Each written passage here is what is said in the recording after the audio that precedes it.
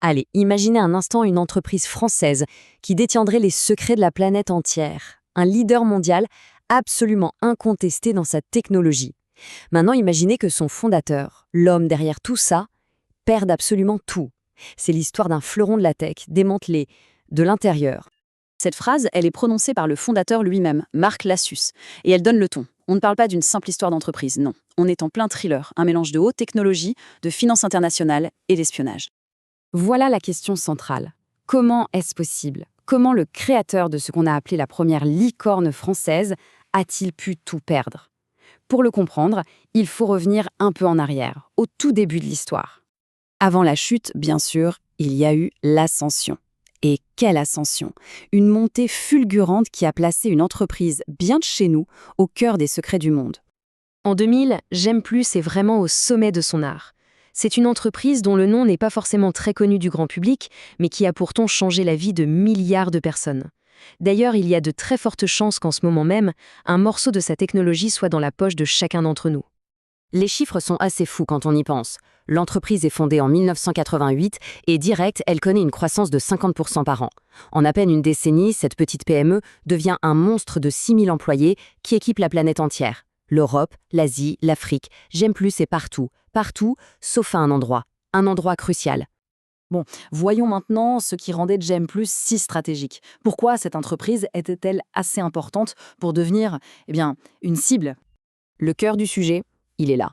Chaque carte à puce, vous savez, contient une clé de chiffrement. C'est un code secret qui protège les données, que ce soit pour une transaction bancaire ou un simple coup de fil. Et celui qui contrôle ces clés, il peut potentiellement tout entendre et tout voir. C'est littéralement le saint graal de l'espionnage moderne. Et des clés, J'aime plus en détenait des centaines de millions. Rien qu'en 2000, l'entreprise équipait plus de 400 millions de cartes SIM. Si on ajoute à ça les cartes bancaires, les passeports, J'aime plus détenait, sans exagérer, les clés d'une très grande partie des communications mondiales. Malgré ce succès planétaire, Marc Lassus est obsédé par un marché en particulier, les États-Unis. Pour lui, ce n'est pas juste un marché de plus, c'est la consécration, le but ultime. Mais voilà, les Américains, ils n'en veulent pas. Leur technologie est différente, et puis surtout, la carte à puce, ce n'est pas américain. Et c'est justement cette obsession qui va ouvrir la porte à un partenaire, disons, inattendu. Un partenaire qui semblait être la solution miracle, mais qui allait en réalité signer l'arrêt de mort de J'aime plus. Et voilà TPG, un poids lourd de la finance américaine qui débarque avec une offre colossale, 550 millions de dollars. Pour la Suisse, c'est le ticket d'or, le jackpot. TPG a les contacts, le réseau, bref, l'accès à ce fameux marché américain tant convoité.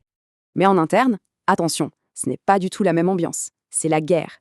Les cofondateurs de la SUS, eux, ils trouvent l'offre suspecte. Pourquoi autant d'argent? Pourquoi un fonds qui n'est même pas spécialisé dans la tech? Pour eux, c'est simple, céder une part du capital, c'est abandonner le contrôle d'une technologie beaucoup trop sensible, c'est laisser le loup entrer dans la bergerie. Mais Lassus, lui, il est aveuglé par son rêve américain, et il ne les écoute pas. Alors Lassus passe en force. Il négocie une participation de TPG à seulement 26%, mais il leur fait une concession qui va s'avérer fatale. Regardez bien. TPG, avec à peine un quart du capital, obtient le droit de nommer le directeur général et surtout la majorité des sièges au conseil d'administration, 5 sur 9. À cet instant précis, Marc Lassus vient de perdre le contrôle de sa propre entreprise. Le rêve américain va très vite tourner au cauchemar. Ce qui va suivre, c'est une séquence d'événements si rapide et si étrange qu'on se croirait vraiment dans un scénario de film d'espionnage. D'abord, la nouvelle direction américaine prend des décisions complètement absurdes. Elle sabote les produits qui marchent le mieux. Du coup, le cours de bourse s'effondre. Et puis, la pression devient personnelle. Lassus se fait suivre, on fouille ses poubelles, on cambriole sa maison. Le message est clair, il faut l'isoler, l'intimider. Et le coup de grâce arrive lors d'un conseil d'administration surprise à Washington, où on le force purement et simplement à démissionner. Lassus est hors jeu. TPG a le champ libre pour nommer son homme à la tête de J'aime plus, Alex Mandl. Son CV est impeccable, mais son passé est un mystère. Et c'est là que l'affaire bascule, de la simple guerre économique à la théorie du complot. La pièce manquante du puzzle, elle est découverte par un journaliste français au chômage. Une simple recherche sur Google, et il relie Alex Mandl à un nom, In-Q-Tel. Et In-Q-Tel, ce n'est pas n'importe quel fonds d'investissement. C'est le fonds officiel de la CIA. Le nouveau patron de J'aime plus travaillait pour la CIA.